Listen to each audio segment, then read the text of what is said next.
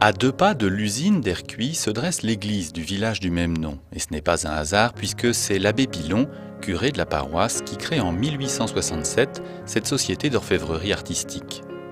Délaissant peu à peu les créations d'orfèvrerie religieuse, Ercuis assoira bientôt sa renommée en se tournant vers les arts de la table. En parcourant les ateliers de l'usine d'Ercuis, nous découvrons son savoir-faire transmis de génération en génération depuis le 19e siècle. Ici, tout commence dans l'atelier de gravure, où sont sculptées, dans l'acier, les matrices de couverts. En étroite collaboration avec la direction de la création, Patrick Defac, graveur ciseleur, réalise à la main les 4 matrices qui serviront de moules successifs pour frapper les couverts et leur donner petit à petit leur forme et leur décor définitif. Pas moins de 45 étapes successives seront ensuite nécessaires pour fabriquer un couvert en argent massif ou en métal argenté qui utilise le maillechort comme matière première, alliage de cuivre, zinc et nickel.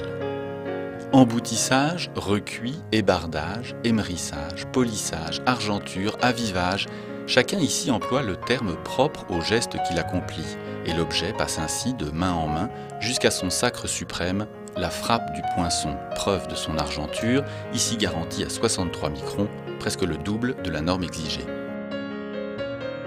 Les pièces d'orfèvrerie sont élaborées avec le même souci d'exigence et de qualité que les couverts.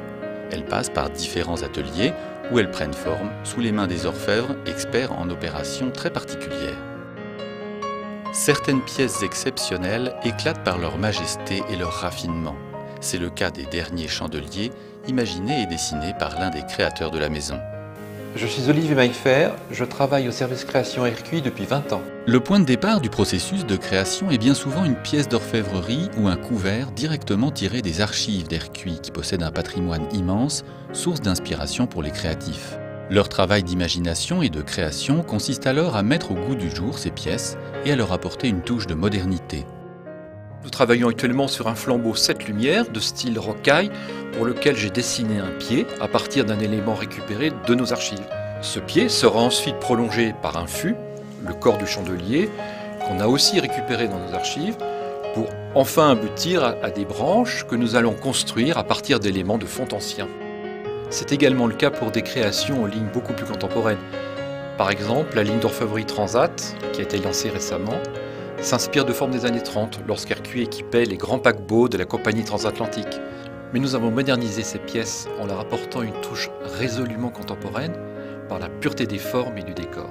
C'est ainsi que, naviguant sans cesse entre tradition et modernité, Ercuis inscrit sa marque et son savoir-faire dans le XXIe siècle et reste aujourd'hui l'un des plus grands orfèvres français.